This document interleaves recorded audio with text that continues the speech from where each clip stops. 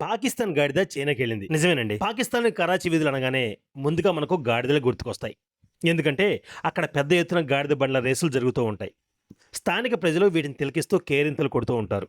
దీనికి తోడు పాకిస్తాన్‌లో అధిక సంఖ్యలో ఉండే గాడిదలు పేద ప్రజలకు వ్యాపార సాధనంగా మారిపోయాయి. ఇదిలా ఉంటే ప్రస్తుతం చైనా దృష్టి పాకిస్తాన్‌లోని గాడిదలపై పడినట్లుగా తెలుస్తుంది. అక్కడి కార్పొరేట్ కంపెనీలు కరాచీ గాడిదల్ని కొనుగోలు చేసేందుకు ఎంతగానో ఆసక్తి చూపిస్తున్నాయంట. దీనికి కారణం ఏంటో చూద్దాం. చైనాలో ఎజియావో అనే సాంప్రదాయ ఔషధ తయారీకి గాడిద చర్మం నుంచి తీసే జిలాటిన్ ఎంతో ముఖ్యం. ఆరోగ్యకరమైన, అందాన్నిచ్చే ఉత్పత్తుల్లో దీనికి అక్కడ విపరీతమైన డిమాండ్ ఉంది.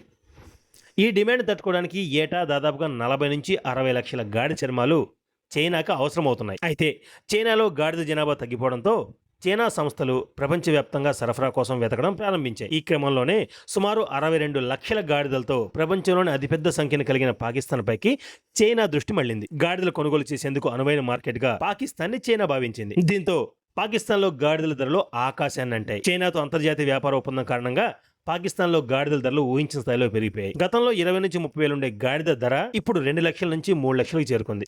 ఇది తమ మీద తీవ్ర ప్రభావం చూపిస్తుందని అక్కడ పేదలు వాపోతున్నారు. నిజానికి పాక్లో మోటారు వాహనాలను కొనుగోలు చేయలేని పేదలకు, చిన్న వ్యాపారులకు ఇప్పటికీ గాడిదే ఏకైక జీవనాధారంగా ఉంటూ వస్తుంది. కానీ ఇప్పుడు గాడిద చనిపోతే దాన్ని భర్తీ చేయడం స్థానిక రవాణాదారులకు, రోజువారీ కూలీలకు భరించలేని భారంగా మారిపోయింది. అయితే గాడిదల మాంసం, చర్మం ఎగుమతుల ద్వారా దేశ ఆర్థిక వ్యవస్థను మెరుగుపరుచుకోవచ్చని పాకిస్తాన్ ప్రభుత్వం భావిస్తుంది. గ్వాదర్ ఎక్స్పోర్ట్ ప్రాసెసింగ్ జోన్లో చైనా కంపెనీల ఏర్పాటుకు అనుమతులు ఇచ్చింది.